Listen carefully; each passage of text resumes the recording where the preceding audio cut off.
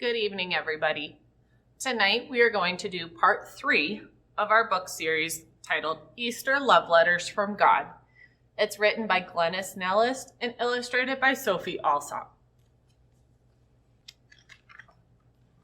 Our first story is titled The Darkest Day, and it comes from Matthew chapter 27, verses 45 through 54.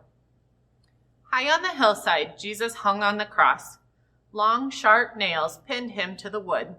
A crown of spiky thorns dug deep into his forehead.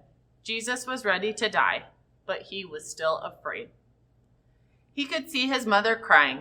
He could hear the soldiers laughing at him. He could feel the sharp nails through his hands and his feet.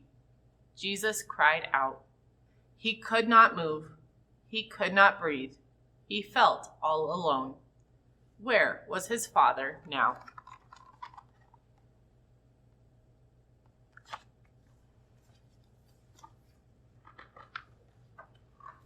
The sun disappeared behind a huge gray cloud. Cold crept in. Darkness covered the world.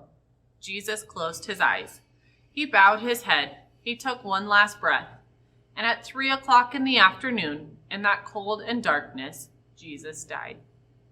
The wind howled. The whole earth trembled. The rocks shattered. The hills quaked. And the mighty curtain in the temple split in two. But Jesus was still.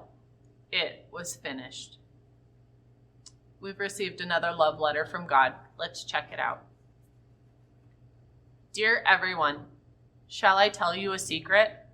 When Jesus was crying on the cross, I was crying too. When those nails were hurting Jesus, I was hurting too. When Jesus felt all alone, I felt all alone too. And when my son died, part of me died too. But guess what? Death does not win in this story. Life wins.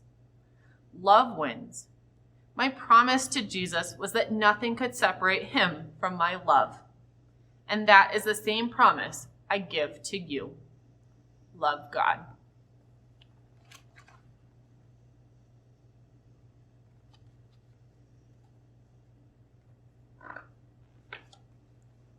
Our next story is titled The Quiet Cave, and it comes from John chapter 19, verses 38 through 42.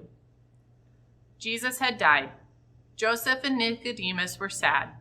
They carefully took Jesus' body down from the cross. They cleaned him. They wrapped his body in strips of white linen and carried him to a quiet cave on the hillside. They laid Jesus down inside the cave. Then they said goodbye. Before they left, they rolled a big stone over the entrance.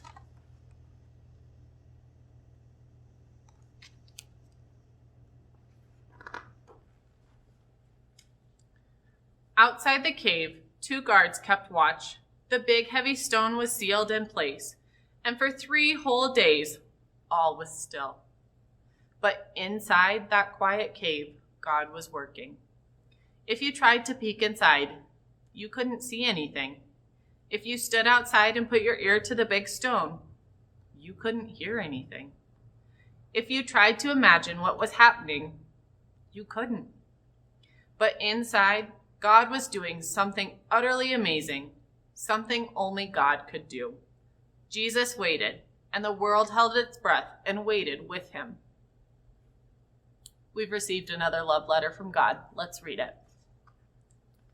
Dear everyone, do you like surprises? Inside that quiet cave, I was working on a surprise that no one could imagine. It would be the greatest surprise the world had ever known. Something was happening to Jesus. My son was going to have a brand new life, but for 3 whole days, the world had to wait. Love God. We'll finish there for tonight. We'll finish our book on Sunday evening. See you guys then.